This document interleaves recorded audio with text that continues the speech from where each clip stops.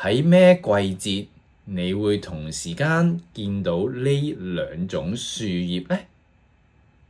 同時間見到綠色同埋黃色嘅樹葉，係咩季節呢？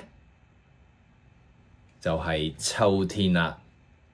今日我會同你哋分享一下香港嘅秋天。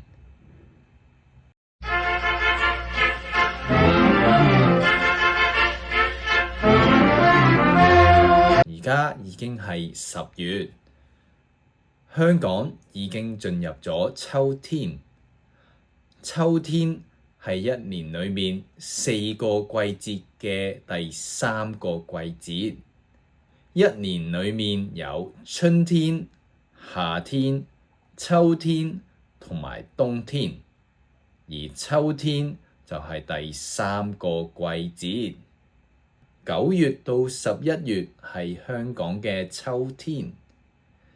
9月嘅時候，香港都仲有30度，好熱，好熱啊！但係到10月，天氣就開始轉涼。11月嘅時候，香港就會得返20度，要開始着返啲長袖衫，着返外套，着風褸。秋天係比較乾燥，因為佢好少落雨，所以比較乾燥。啲手、啲皮膚好容易因為乾燥而爆拆、裂開、爆拆，所以就要用潤手霜，要搽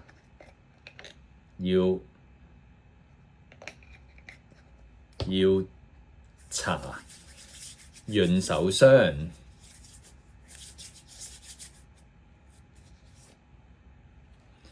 而個嘴都會因為乾燥而爆拆，所以就要搽潤唇膏。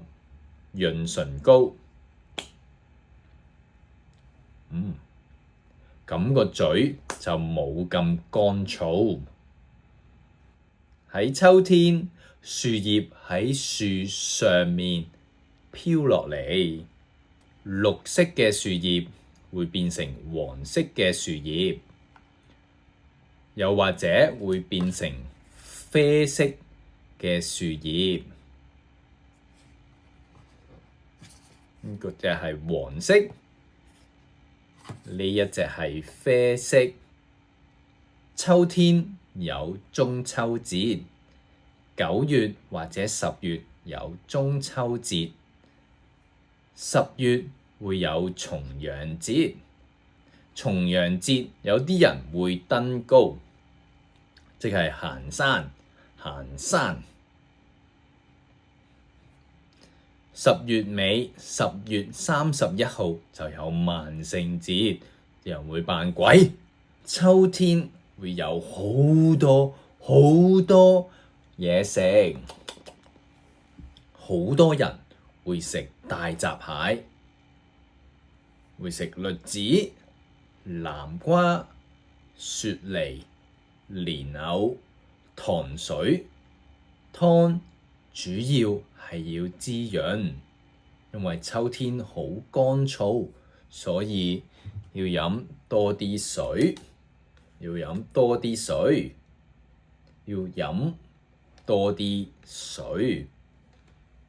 秋天好